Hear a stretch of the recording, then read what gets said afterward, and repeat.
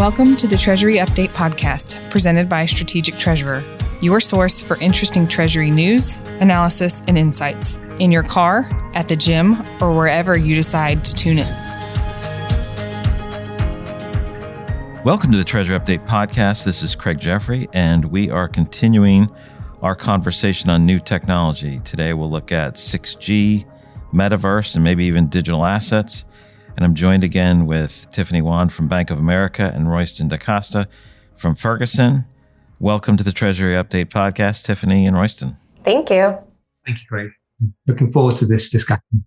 We had a conversation earlier about technologies, and I think the title was Moonshot Technologies. That was quite fun. We had so much content. We have a lot left over, but let's get started. You know, what is the technology that we're referring to when we think about 6G, Metaverse, and digital assets? Maybe we can begin with 6G. Who would like to go first? I'm happy to cover this one. So 6G, the Metaverse, and digital assets, it's tough to think we only have a few minutes together to cover all three of them, because we were just actually having a conversation before we started recording about how they're actually almost interdependent or maybe even enabling technologies of each other. So the way I think about it is, obviously I think everybody at one point was on 3G, and then there was 4G. Now we've got 5G. Think about that. That's like almost when you're on your cell phone, the little icon in your upper right hand or upper left hand corner. And then 6G is really the sixth generation of telecommunications or mobile systems. And really, I think the key thing with this is it's all about the speed, right? The speed that you can enable and the volume, essentially, I guess, or the capacity of data that you could handle to transmit over the telecommunication system. And the reason why I was saying they're enabling technologies is that if you think about the data that needs to be shared in order to transact in a digital world, or even the type of virtual reality technology that you need to employ in order to make that digital world come to life, you need to have the ability to constantly be uploading and sharing information at a very, very high speed. Because think about in your own life, if you're on Zoom, and how many of you have ever been on Zoom and you've just gotten frozen? And it's probably a really frustrating experience. Imagine now you're trying to transact or do something really cool with a bunch of people in a virtual world, and your telecommunication system can't support you. So either things look pixelated or you get frozen when you're in the metaverse. That's why 6G is going to be important, at least. And that's how I think about it as related to the other two technologies that we talked about. I think for a Treasury perspective, and then I think it would be good to hear from Royston, 6G will be important, or is important, because think about all the data that's really essential for a treasurer, and think about the volume of the data being created as we enable new payment rails, as we digitize invoices, and really as we digitize a lot of the clearing mechanisms that we've relied on for a long time to make and settle payments. The ability to process more data at a fast pace and employ technologies like machine learning or artificial intelligence, and to be able to do that on the go, maybe from your phone, because most treasurers maybe nowadays don't want to sit behind a desk all day. That's where 6G, I think, is really going to come into play. But curious, Royston, what do you think about this? Thank you, Tiffany. You've done an excellent introduction to the topic. So I was going to say, in terms of 6G, I'm probably the last person to sort of talk about it, given that I'm still on 4G. But I definitely believe, look, in terms of technology, as treasurers, I mean, it's almost a cliche to think of technology like 6G as something of something to wish for, something to dream about. Because one of the things I've noticed about 6G, and they say, is it's about speed, right? That's clearly what it's bringing to the party. It's apparently the next generation telecom networks that's faster than 5G. And I just picked this up while you were talking. It's apparently 1 terabyte per second download speeds. Now, the little I know about that in terms of broadband, that's fast by any standard. I think my broadband speed locally is something like 150 megabytes per second. That's megabytes, not even terabytes.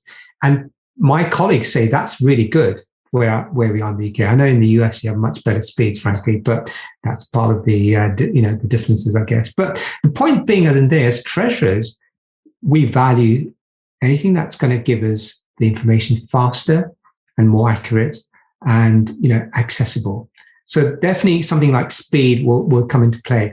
I want to also share very quickly, it might not be particularly, sort of top of anyone's list, but I've noticed even today with one of the companies that it's a large market data provider, and they were talking me through some of the information they're able to offer, and they told me they've got this app, which fine, everyone knows we've got apps, but I hadn't heard about it before.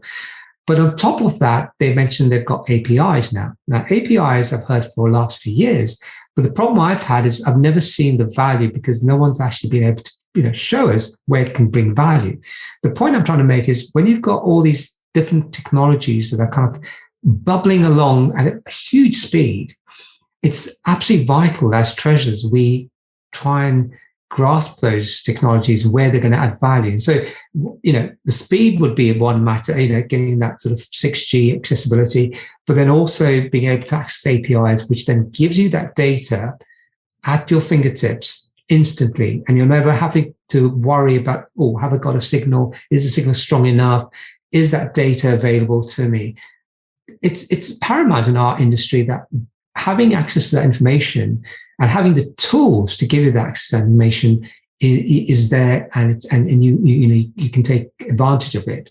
So, certainly on the 6G, where can I sign up if that was a choice? I know we're going to talk about some of the other areas like the metaverse and digital assets, but I just want to pause there in case you've got any questions, Craig. 6G, if you talked about a terabyte compared to what you have, that's 6,000 times faster. We have fiber in the office, 1 gig. It's 1,000 times faster. And with a gig, we can have 20 meetings where we're doing high def streaming of what goes on. We can take phone calls with no drops at all because of the resiliency and the high level of latency we get, really, really strong. And so that makes a difference in communication. It can be more robust when you're remote. And I imagine we're going to be talking about how that can impact other things. Like if you're talking to your doctor, for example, and you can hear them, that's great. Then you can see them on that consult. But what if they're doing remote surgery? You certainly don't want any lag time there. If there's some knife, I've read some things in the medical side. So I want to tie that back into the Treasury world. Like what do we do with this speed? I know we'll use it. We always use speed and we use capacity. There's no shortage of new ideas that will fill those gaps. And so I'd love to hear some of those, but let's shift onto the metaverse too. So this metaverse, we hear that a lot. There's everyone has their own metaverse. Facebook has theirs. We're all going to be wearing glass on our eyes that we're interacting. I know some people who do their exercises with other groups of people wearing headsets, and they find it's immersive, and you don't have to drive to a gym somewhere. So it's changing parts of our lives. But when we think about the metaverse, how would we think about that? Maybe we'll reverse the order. Royston, and you go first, and then Tiffany, you can jump in as well. Very much along the lines of what we've said so far. When you're having a meeting, it's so frustrating if the line drops or you're not getting a clear connection. And these are problems that really we shouldn't be having today, given we've just discussed one of the sort of solutions. But when you think about Treasury in terms of some of the more sensitive type of work that we handle, mainly payments, this is where it becomes absolutely paramount that you have the technology that can support and is robust enough to support your kind of your daily operations, if you like. And I think that the companies that are able to take advantage of these types of tools or technology. I'm thinking in particular, I know we haven't specifically mentioned it, but quantum computing is another technology that kind of supports the whole concept of being able to handle vast amounts of data at exponentially a tenth of the time that it takes us to handle today. But not surprisingly, only the largest companies or fintechs in the world are known to have what they call supercomputers, namely Google, Microsoft, Amazon, those sort of companies. And I expect that they will probably hire out that type of computing power to the rest of the world, or the corporate world anyway. And the reason why that's so important, certainly for corporates like Ferguson, is that the data that we've always kind of, like any other corporate, had a challenge with trying to process can be easily processed using these supercomputers. Because the analogy I've always been given around the difference between a normal computer and some of these supercomputers is the fact that a normal computer, which uses binary digits, ones and zeros, can obviously using AI identify the grains of a sand on the beach quite quickly, certainly more quickly than a human brain could. Whereas with quantum computers, they don't need to analyze those grains of sand. They can go straight to that particular grain of sand that you want to sort of select without in a fraction of the time that would take a normal computer today. So if you apply that to cash flow forecasting as an example in Treasury, you can see the benefits that we would gain from that. Not to mention when you bring in cryptocurrency and the amount of energy it takes to kind of process or at least create those that whole ecosystem, it needs to go down that path of where we need technology that's not only more powerful, but also hopefully more efficient. And that's, I think, evolving as we speak. Tiffany, what would you say to that? Well, one thing that just for some of the folks listening in, I just want to clarify, like it's confusing for me sometimes and for our clients, like what even is the metaverse or what constitute it? I think, Craig, like you said, there's many, many different instances of it. So from our clients, there's two primary ways that they are thinking about the metaverse, and they do have implications from a Treasury perspective too. There's I would say closed loop versions of the metaverse. So these are virtual ecosystems that are owned and operated by a central authority. So many of these are popular in the gaming space, which these are some of our clients too. So think about Fortnite. Either you or your children have spent a lot of money on Roblox. That's another example of one. But they are really full virtual ecosystems where people can transact. And when they're transacting, they're usually using credit cards or debit cards or kind of the same types of payment methods that you might use for e-commerce. But it is a full and robust economy. Like you can go in Fortnite, you can buy skins for your avatar, you can attend concerts, you can essentially win quests and gain resources. But again, if you are, interacting with one of these centralized metaverses, the way that you're going to make payments, receive payments is going to be along more of the traditional rails. Then you've got open metaverses, which are really Web3 metaverses. These are built on the kind of the same premise or philosophy of blockchain technology, meaning that they're not necessarily controlled by one central operator. They're really controlled by the users of that metaverse itself. So there are a couple of popular ones out there. One is called Sandbox. Another one is called Decentraland. There's another one also called Somnium Space. Honestly, they keep popping up all the time. And these different ecosystems, virtual ecosystems, again, they also have different principles and philosophies. I would say Decentraland, which is a very popular one, has really almost become another channel for e-commerce, or it's really economic or marketplace driven. So what we've seen is a lot of companies in the consumer and retail space essentially use this virtual ecosystem as a way to drive real world purchases and almost again as another channel for e-commerce and engagement with their customer segment. However, because these are open metaverses, the primary way that you buy and sell goods is via digital assets or digital currency, which has huge implications if you are the treasurer for this company that is all of a sudden active in one of these open metaverse ecosystems, because you have to figure out now how you're going to deal with the conversion of Ethereum back to US dollars or pounds or euros or whatever is the home currency of your company. You're going to have to figure out how you process those payments and accept them from consumers and other businesses that might be engaging with you in the metaverse.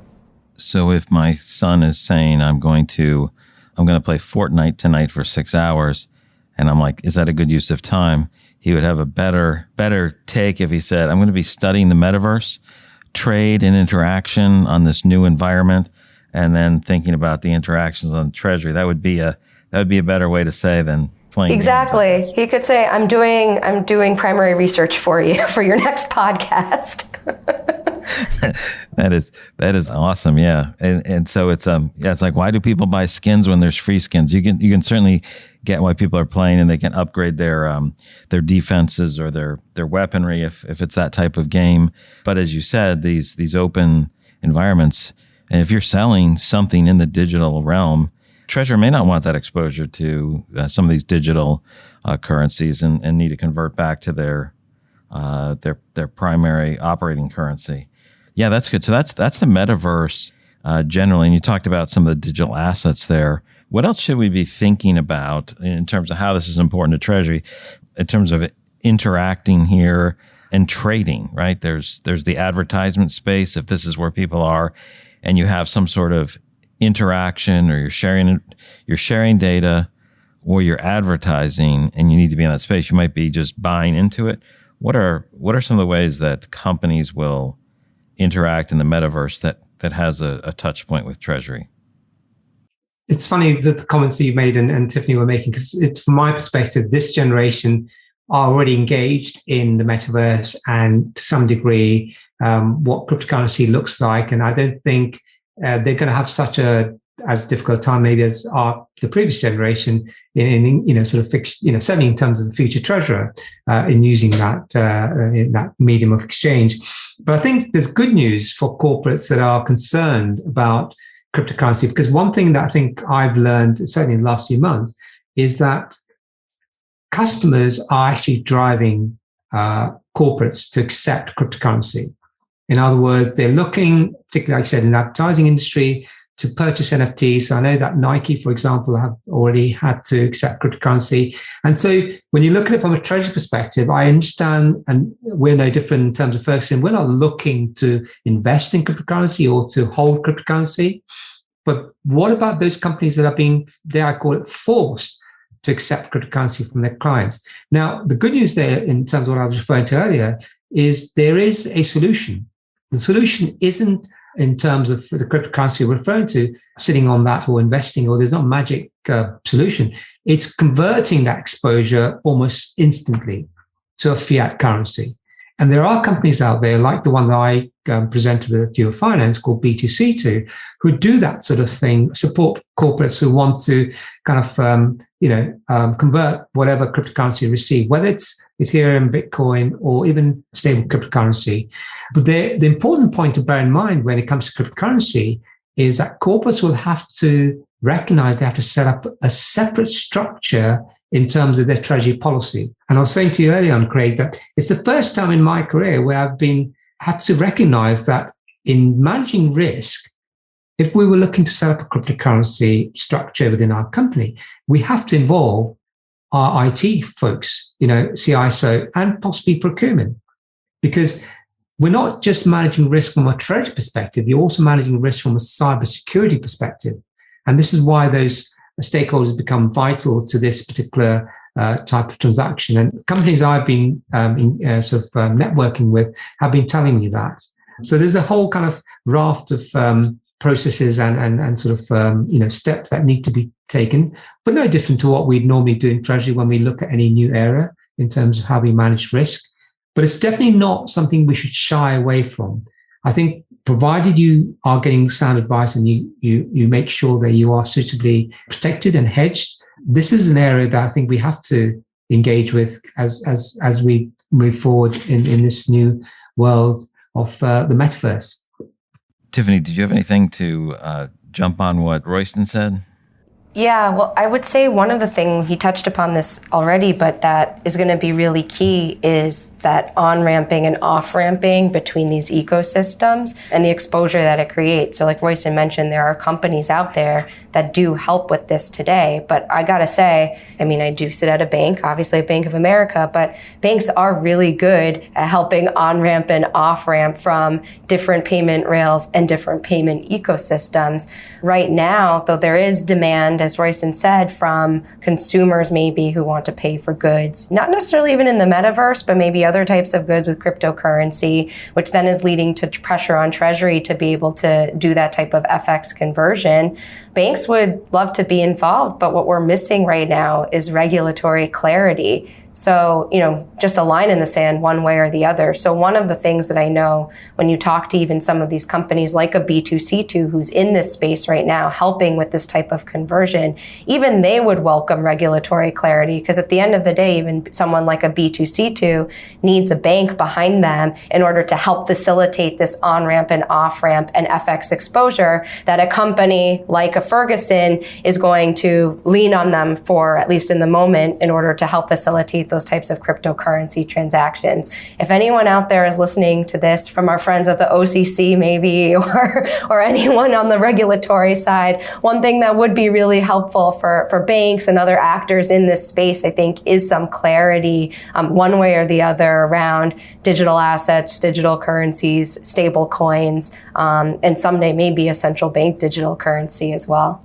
And sorry, Craig, can I just come in there quickly? Tiffany makes an excellent point.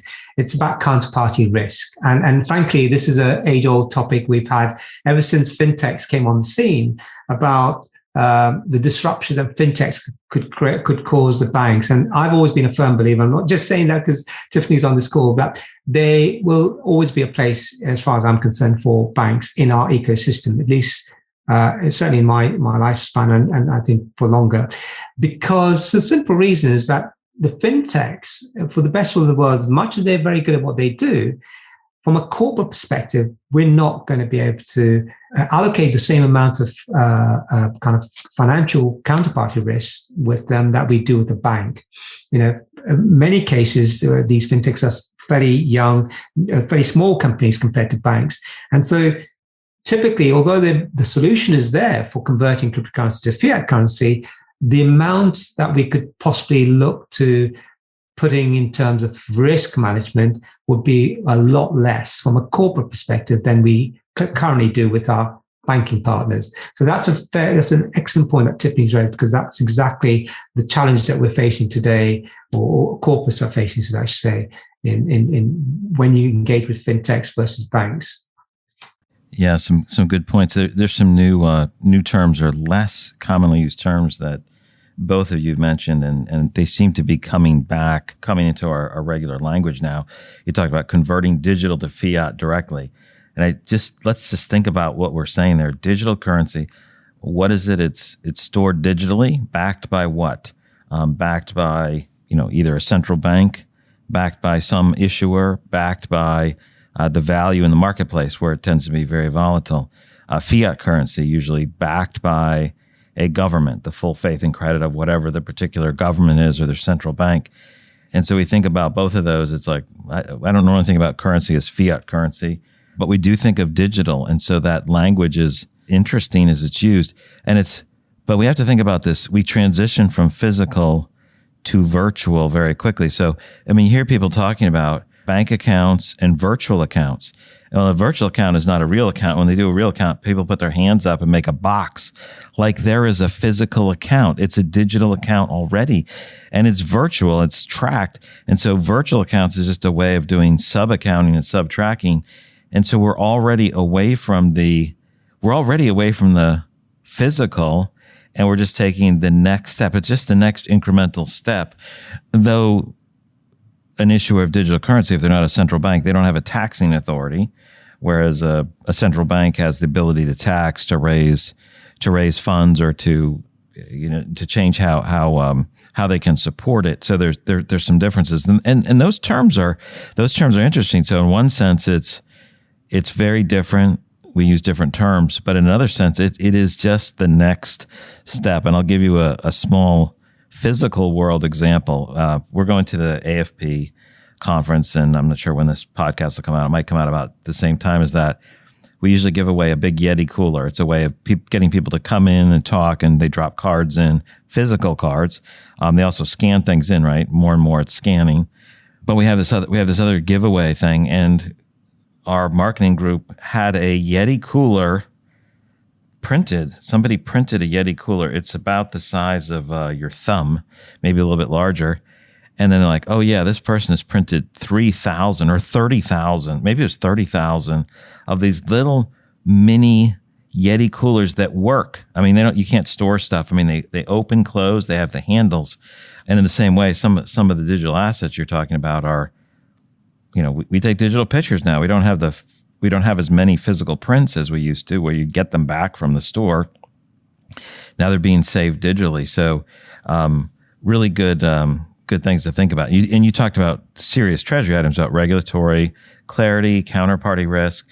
And if someone's paying you, you want to take that payment. You may not want to be exposed to digital currency. And we have a couple of clients. One is they take a lot of gifts, and people give gifts in the form of digital currency. And so they have to have a policy on how they handle it, how they convert it to a fiat currency, in this case to US dollars. I have another one who's using and storing and is looking for methods of handling the custodying of these assets and recording these carefully. So this is no longer just a ethereal argument about something that's virtual. It's becoming at least played with and piloted at different companies. As we look at the perspectives there, when we see it being used in some ways, and it's kind of early days, how do we think this is going to be more widely used? When is that going to happen?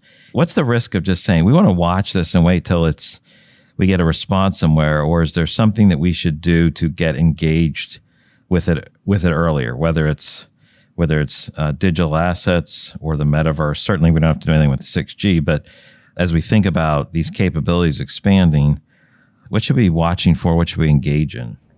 So I sit in a product strategy seat at Bank of America, and one of the things that's always a challenge for any business, it doesn't matter if it's the bank, it doesn't matter if it's Ferguson, is competing priorities for limited resources. So you have to think about, where am I going to put my tech dollars? Where am I going to put my tech capacity? Where am I going to put my product people? Royston's probably thinking about, where is he going to put his treasurers, his AP people, his AR people?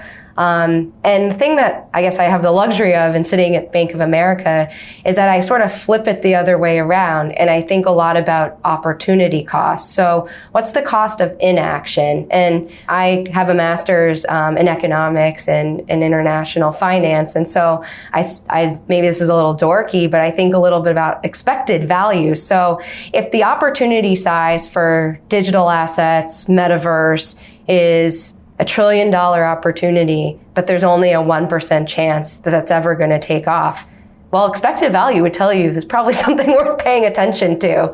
And I'm not saying that every treasurer out there should be going and engaging with third parties to start accepting cryptocurrency today. I'm not saying that every company needs to be building a presence in the metaverse. But what I think these companies can do, and what the bank has been doing, is getting your hands a little bit dirty and getting some real direct experience with these types of currencies and with these universes, because it's very hard, I think, to understand them or opine on them or really analyze them unless you truly have direct interaction with them. It's really hard to sit in my seat and advise someone like Royston about what he should be doing in the metaverse or not be doing in the metaverse if I've never even gone in there or tried to buy an NFT or interacted with it. And I'm not saying, right, like the bank is setting up virtual branches or something like that. By no means. But do we have a team that can look into these sort of emerging technologies and play around with them and get firsthand experience? Absolutely, because that's how you dispel a lot of myths, but that's also how you identify what are those real tangible opportunities for the bank and then obviously for our clients like Ferguson in the future.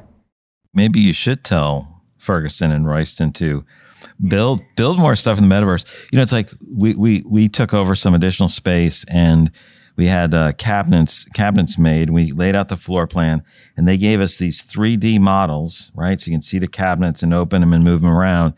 And so it's no longer like picture, if you will. It's like, here are pictures that you can see and model, and they create them in CAD, and it's very easy to visualize the space. So why not, Royston? I'm expecting if I remodel my bathroom, you can show me and you can say, here's what it looks like. I can go in and it's like, no, you don't need that $400, $500 toilet. That's not nice enough. You need that $5,000 Japanese toilet with the sensors and all the cleaning functions.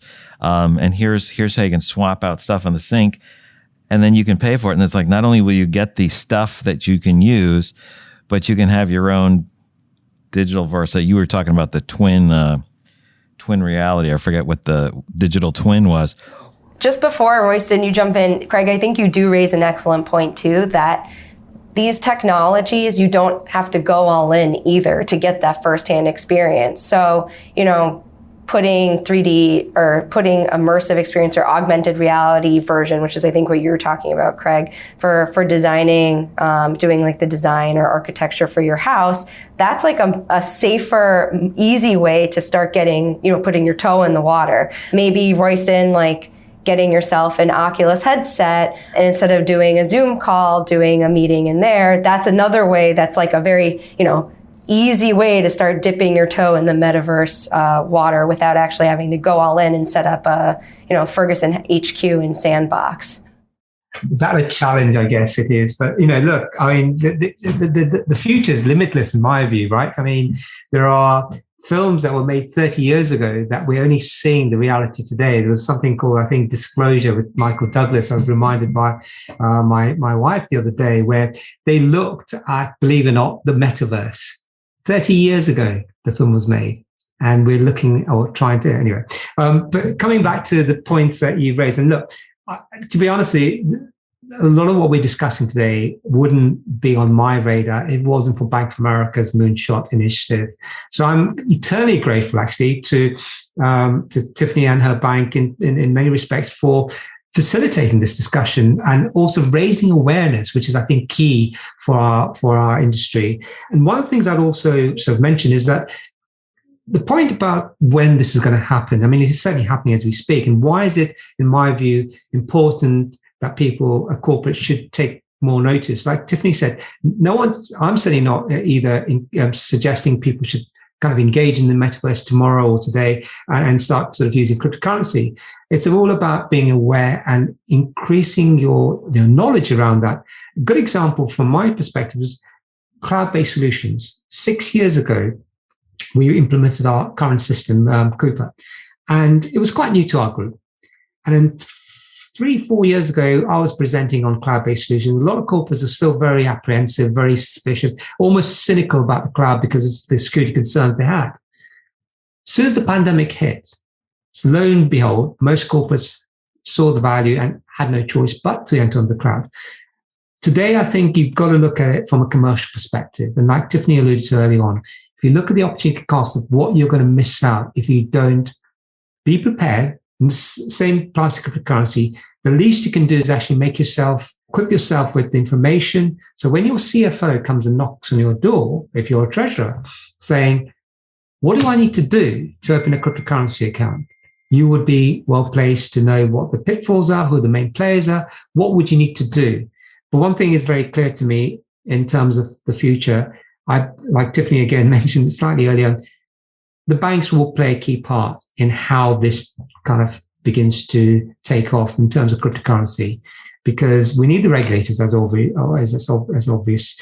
But in order for this to really become more mainstream, I think the big banks like Bank of America and so on will have to play a key role in how corporates look at engaging in this currency in a bit more kind of mainstream fashion. For the simple, from my perspective, the basics of cryptocurrency, forget the volatility.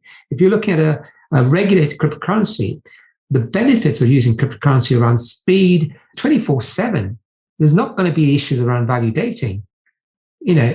It's kind of a no-brainer for me. I know it seems like we just got started on today's discussion, and it's like we barely scratched the digital surface of all these items. Maybe Tiffany, you could lead us off with any final thoughts, and then Royston. I hope we can meet again and talk on this and a few other developing technology areas and the impact on Treasury. Well, I definitely would think it would be great to have another chance to come back and discuss with both of you ESG, because I feel like it's become a really prolific topic in Treasury not of recent, but I think it's now maybe falling, I should say, the responsibility for ESG on our CFOs and treasurers even more and more. But I would say, look, like I love experimenting, reading, and learning about these technologies. I don't think that I could go one day without clicking on Reddit and going down a rabbit hole trying to learn something new. But I think the key part, at least for us sitting at Bank of America, is that we're lucky and fortunate to have partners like Royston of Ferguson who are willing to go on this journey with us, because ultimately what we're trying to do is leverage these technologies to make a better customer experience for Royston, but also for Royston's end clients. So the thing that I think I would leave this group with is definitely remain intellectually curious, definitely go down and chase those rabbit holes when it comes to these technologies. But always, I think, remember in the back of your mind, like, what is the challenge that I'm trying to solve? What is the experience that I'm trying to create? And how can these technologies, whether it's digital assets or employing or working in the metaverse, or maybe doing something, enabling a service in the metaverse, thinking about how to take advantage of faster, higher capacity telecommunications, thinking about what is the challenge that's really helping you solve and bringing it back to that real world, most immediate pressing issue. Sort of adventurousness with a keen eye towards practicality. Thank you so much, Tiffany. Royston? What can I add to that? I mean, it's just said perfectly, Tiffany, but I have to say, I look at it from two ways. One, as a treasurer, what are the tools that I need to do my job and our jobs better, more efficiently, and obviously, more quickly, if you like. And clearly, technology today, it's a Pandora's box. I mean, we are being spoiled, I think. But as always, we have to exercise our caution and, we have to be careful in terms of what rabbit holes we go down as well. But there's no harm, like Tiffany said, the difference for me in the 34 years I've been a treasurer is that previously it was quite difficult to go down this rabbit hole and try it out. Today, you've got sandboxes. You can try it out, and the worst you do is lose a couple of weeks. The costs, hardly anything involved. So the opportunity is there for treasurers. But the other point, which is very, very important in my view, it's the changing demographic that we have in the world and in Treasury as we speak. Each day goes past and we've got a new mindset, a new group of treasurers that are coming into the workplace who have an expectation of what they would accept as the benchmark for engaging performing the role they need to perform. So I know, dare I say, Craig, you might remember the day when we had faxes and some of the older style technologies. Well, lo and behold, if a company would be using faxes today, I would imagine most Gen Zs would run a mile. Not to mention, well, I think checks are different in the US, but in the UK, I don't think many of this generation have come across checks. The point being that, companies have to recognize that we have to move forward with technologies. And the third aspect I'll add to this is the important relationship that IT now play with Treasury in the way that we move forward. So not surprisingly, since I've been engaging with the Bank of America Moonshot initiative, our CISO, I wouldn't say begged, but has been extremely enthusiastic about joining those webinars and hearing what the bank's been putting on in terms of showcasing the various technologies. And that's the name of the game here. Everyone wants to be in the know. We want to know what's up ahead, what's available today, and how is this going to add value to our business? That's all it is. That comes down to. You've reached the end of another episode of the Treasury Update podcast. Be sure to follow Strategic Treasurer on LinkedIn. Just search for Strategic Treasurer. This podcast is provided for informational purposes only, and statements made by Strategic Treasurer LLC on this podcast are not intended as legal, business, consulting, or tax advice. For more information, visit and bookmark strategictreasurer.com.